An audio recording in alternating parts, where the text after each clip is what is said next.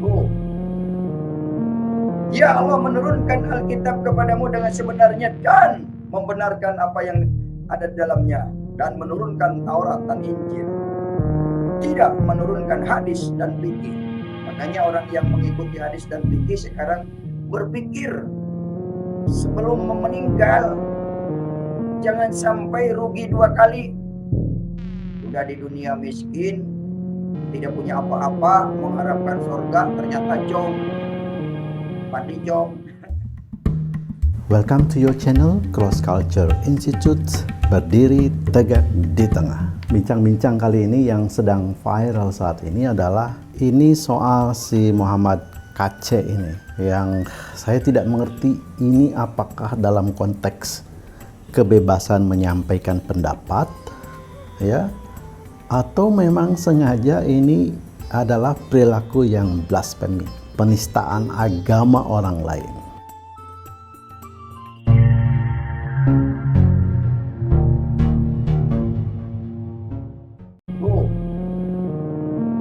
Ya Allah menurunkan Alkitab kepadamu dengan sebenarnya dan membenarkan apa yang ada di dalamnya, dan menurunkan Taurat dan Injil, tidak menurunkan hadis dan fikih.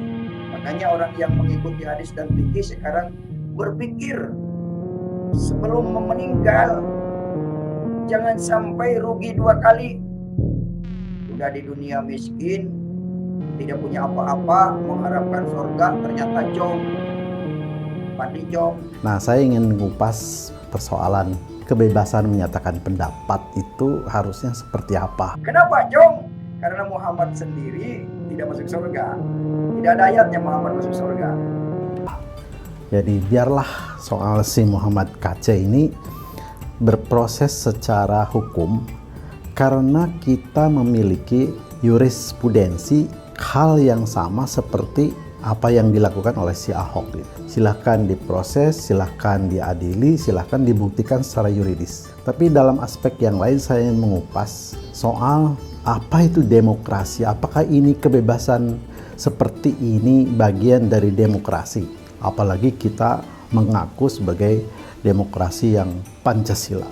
Baik, jadi ketika kita bicara soal demokrasi, maka itu kira-kira kita seperti melihat fata morgana. Kita bisa melihat sesuatu, tapi kita tidak melihat apa-apa sesungguhnya. Tak bisa diraba, tak bisa dilihat bentuknya, tapi kita melihat sesuatu. Nah, oleh karena itu demokrasi itu baru berwarna, baru jelas, baru tercium, baru terasa ketika ada diksi lain setelah kata demokrasi. Misalnya demokrasi Amerika. Dengan begitu maka kita melihat bagaimana orang Amerika memperlakukan ekspresi kebebasan pendapatnya. Bicara seenaknya, bicara di mana saja, bicara apa saja boleh, tanpa ada batasan-batasan tertentu. Sampai ketika baru itu menjadi aib, itu menjadi pelanggaran hukum terjadi kalau terjadi adu fisik. Sepanjang dia ngomong, menyampaikan pendapatnya, menyampaikan pikirannya di mana saja, dan tidak mengganggu orang lain, maka ya go ahead. Kalau kemudian nanti ada yang merespon juga, ya silakan saja, asal jangan sampai adu fisik. Itu yang kemudian kita sebut dengan demokrasi liberal. Nah, di Indonesia, ya, karena kata demokrasi itu berangkai dengan Indonesia, maka ketika kita menggunakan cara-cara demokrasi Amerika di Indonesia, tentu saja salah, karena demokrasi itu ya itu tidak berdiri sendiri. Ketika ada nama Indonesia, maka di dalamnya ada ruh-ruh keindonesiaan, ada darah-darah keindonesiaan. Jadi demokrasi Indonesia, sistem demokrasi Indonesia harus berbeda dan tidak sama dengan sistem demokrasi di Amerika. Yang kita sebut dengan mereka itulah demokrasi liberal, yang kita ya masih mencari nama, tapi quote and quote marilah kita sebut dengan demokrasi Pancasila, yang seperti apa yang nanti kita bicara yang lain. Tapi apa yang dilakukan oleh si Muhammad KC ini menjadi salah, menjadi bukan bagian dari penyampaian kebebasan pendapat ketika itu dilakukan di ruang di atmosfer Nusantara ini. Kenapa? Karena kita mempunyai local wisdom. kita mempunyai kebudayaan, kita mempunyai sistem hukum yang berbeda. Yang itulah yang membedakan demokrasi kita dengan demokrasi Amerika. Jadi tidak setiap kebebasan menyatakan pendapat itu adalah bagian dari demokrasi. No, ya. Demokrasi itu regulated, diatur. Di Prancis, kebebasan menyatakan pendapat seperti yang pernah terjadi tentang pelukis gambar Nabi Muhammad. Yang terjadi adalah berdarah-darah di sana. Di Inggris juga terjadi seperti itu, yang terjadi berdarah-darah.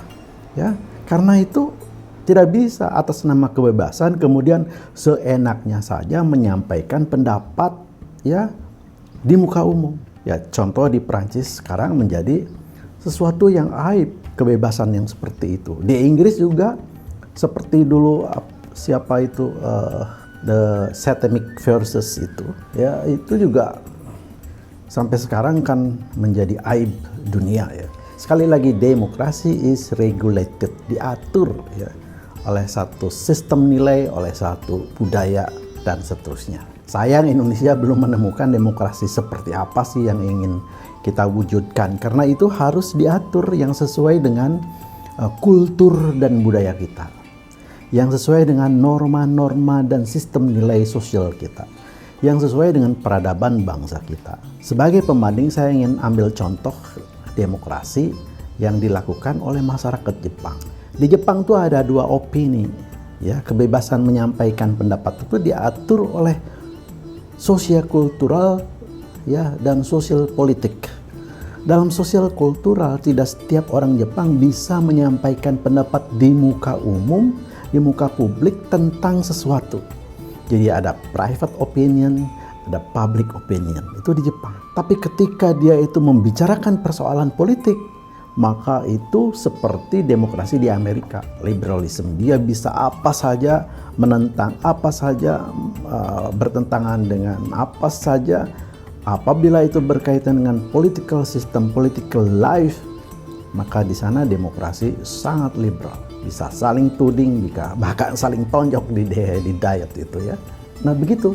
Tapi ketika dia masyarakat Jepang kembali kepada kehidupan sosial budayanya, dia menerapkan budaya-budaya local wisdomnya. Tidak melakukan demokrasi seperti demokrasinya Amerika, seperti demokrasinya mereka di kehidupan perpolitikan. Nah, ini adalah satu contoh yang baik ya, di mana demokrasi bagi masyarakat Jepang diadopsi dari kultur barat, tapi ketika dia masuk di dalam kebudayaan kehidupan sehari-hari, dia tidak menggunakan kultur barat itu. Demokrasi yang seperti barat, demokrasi yang kultur barat, itu hanya diterapkan di dalam kehidupan politik. Yang politik itu pun sebenarnya diadopsi dari kultur barat. Jepang kan mengadopsi kultur barat di dalam kehidupan demokrasi. Ini yang menarik ya. Jadi apalagi Indonesia dengan berbagai macam etnis ya, budaya-budaya lokal dan seterusnya, ini tidak boleh luntur atas nama demokrasi. Tidak boleh hilang atas nama demokrasi. Kita harus hidup di dalam kebudayaan setiap suku, tetapi juga ketika kita bicara politik, karena politik seperti yang kita adopsi adalah cara-cara yang lazim dilakukan di negeri barat, quote and quote, kita bisa melakukan demokrasi dengan sistem nilai kita sendiri, dengan berdasarkan kepada adab, budaya dan peradaban bangsa kita sendiri. Tidak harus seperti orang Amerika, tidak perlu harus seperti orang Prancis, tidak perlu harus seperti orang Inggris. Peradaban yang modern itu adalah seperti peradaban masyarakat yang tetap berpegang teguh kepada akar budaya setempatnya, tapi kemudian juga bisa sinergi dengan ruh demokrasi yang terjadi di seluruh dunia. Karena demokrasi adalah agama setiap orang di seluruh dunia. Billahi taufiq wal hidayah. Wassalamualaikum warahmatullahi wabarakatuh.